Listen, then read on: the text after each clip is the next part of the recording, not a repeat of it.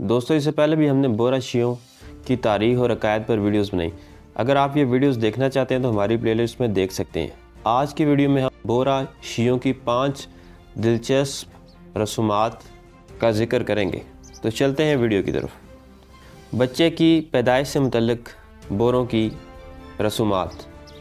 بورا شیعہ کے ہاں جب کوئی بچہ پیدا ہوتا ہے تو 6 دن کے اندر اس کا نام رکھا جاتا ہے۔ نام رکھنے کا حق صرف بچے کی پھوپھی کو ہوتا ہے۔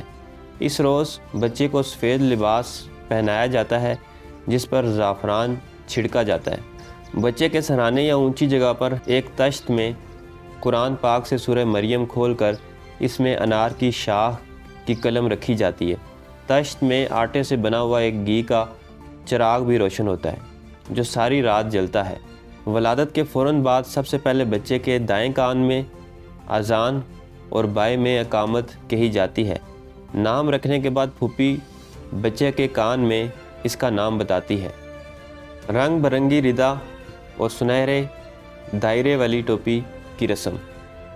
بورا برادری کے مرد ہمیشہ سر پر ایک خاص قسم کی سفید ٹوپی پہنتے ہیں جس پر سنہری رنگ کے سونے کی چمک جیسا دائرہ بنا ہوتا ہے، جبکہ خواتین 2 حصوں پر مشتمل مختلف رنگوں کا ایک برقع زیب تن کرتی ہیں جسے ردا کہا جاتا ہے۔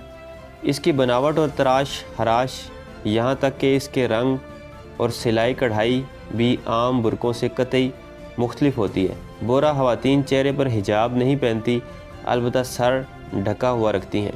سفید رنگ کا پاجامہ، قمیض اور شیروانی مردوں کا لباس ہے۔ عورتیں لمبا سا لہنگا زیب تن کرتی ہیں جسے گھاگرا کہا جاتا ہے۔ مردوں کے لیے داڑھی رکھنا ضروری ہے، اس کا منڈوانا گناہ تصور ہوتا ہے۔ چمڑے کے جوتوں کی رسم۔ اپنے عقائد کے عین مطابق بورا مرد چمڑے کے جوتے نہیں پہنتے بلکہ کپڑے یا کینوس کے بنے جوتے پہنتے ہیں۔ چمڑے سے متعلق یہ شبہ لاحق رہتا ہے کہ کہیں یہ چمڑا کسی مردہ جانور کی کھال سے بنا نہ ہو، کیونکہ اسلام میں مردار جانور حرام ہوتا ہے۔ پہلی رات کی رسم۔ بوروں کے ہاں پہلی محرم کی رات خوشی کا باعث ہوتی ہے۔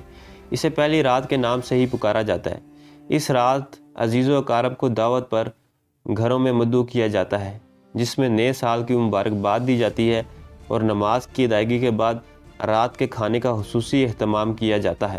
زیادہ تر مرغی، مچھلی اور سبزیوں والی ڈشیں پکائی جاتی ہیں۔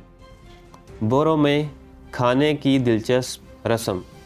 یہ کھانا بھی مخصوص روایتی لیکن نہایت دلکش انداز میں سرو کرتے ہیں۔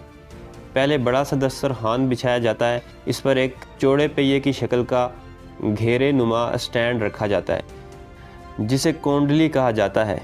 کونڈلی پر ایک بہت بڑا تشت یا تھال رکھا جاتا ہے جس میں مختلف کھانے سجا کر پیش کیے جاتے ہیں۔ گھر کے تمام افراد ایک ساتھ تشت کے گرد فرشی نشست میں بیٹھ کر کھانا کھاتے ہیں۔ کھانے سے پہلے نمک چکھنے کی رسم۔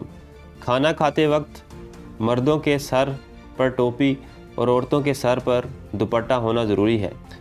کھانا شروع کرنے سے پہلے سب سے کم عمر شخص ایک چھوٹی سی پلیٹ میں سب کو نمک پیش کرتا ہے جسے چکھنے کے بعد بسم اللہ پڑھ کر کھانا شروع کیا جاتا ہے۔